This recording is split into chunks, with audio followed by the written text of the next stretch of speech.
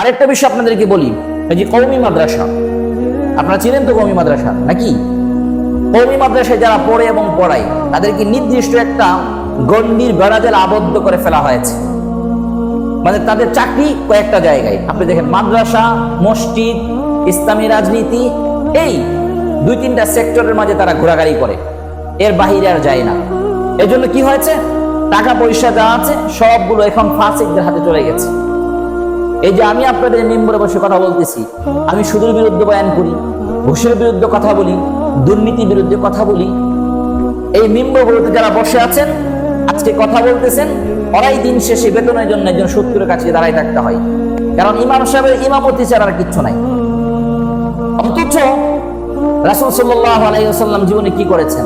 তার জীবন first start হয়েছে business দিয়ে। বিজনেস দিয়ে তার জীবন স্টার্ট হয়েছে। আমরা এই আদর্শ থেকে দূরে সরে